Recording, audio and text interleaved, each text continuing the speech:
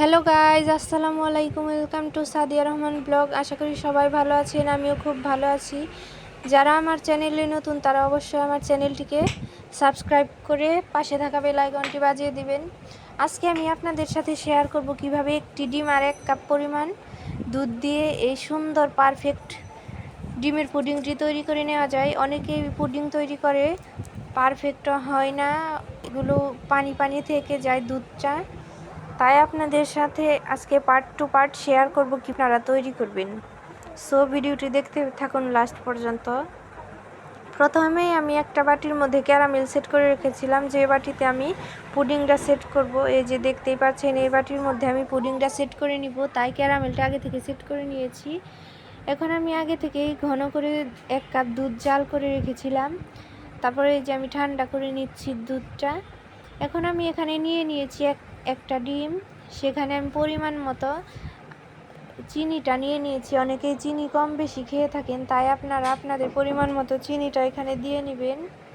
এভাবেই নেড়ে চেড়ে চিনিটাকে ভালোভাবে মিশিয়ে নিতে হবে, যাতে চিনির দানাটা এর মধ্যে না থেকে যায়। চিনির দানাটা থেকে গেলে দেখা যাবে অনেক জায়গায় মিষ্টি হয়েছে, অনেক জায়গায় হয়নি।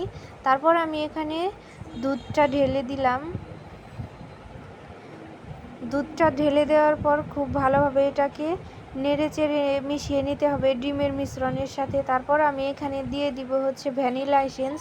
আপনারা চাইলে নাও দিতে পারেন, আপনারা হাতের কাছে না থাকলে আপনারা একটা এলাচ ইউজ করতে পারেন।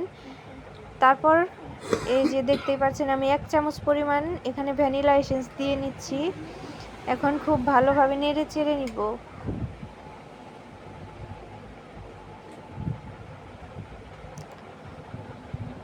এভাবে খুব ভালোভাবে নেড়ে চেড়ে নেওয়া হয়ে গেলে আমি সেই যে পুডিংয়ের বাটিটা যে সেট করে রেখেছিলাম ক্যারামেল দিয়ে, সেইটার মধ্যে আমি এই বাটিটা ঢেলে দিব, এই মিশ্রণটা ঢেলে দিব। এই যে দেখতেই পাচ্ছেন, আমি এখন এই মিশ্রণটা এখানে ঢেলে দিচ্ছি।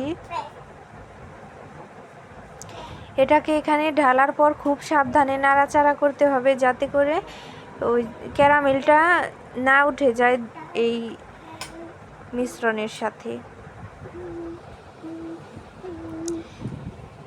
তার পাশাপাশি আমি চুলার মধ্যে একটা পাতিল বসিয়ে নিয়েছি। এখন এই বাটিটাও দিয়ে দিলাম। এখানে আপনারা যে বাটিটাই বসান না কেন, সেই পরিমাণ মতো বাটির অর্ধেক পরিমাণ মতো আপনারা পানি দিয়ে নেবেন। এই যে দেখতেই পাচ্ছেন, তারপর আমি নামিয়ে নিয়েছি।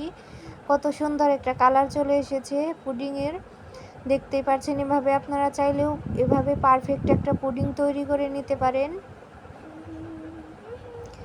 আশা করি ভিডিওটা আপনাদের ভালো লেগেছে। ভিডিওটা ভালো লাগলে অবশ্যই একটা লাইক কমেন্ট করে দিবেন, এবং চ্যানেলটাকে যারা সাবস্ক্রাইব করেননি এখনই চ্যানেলটাকে সাবস্ক্রাইব করে দিবেন।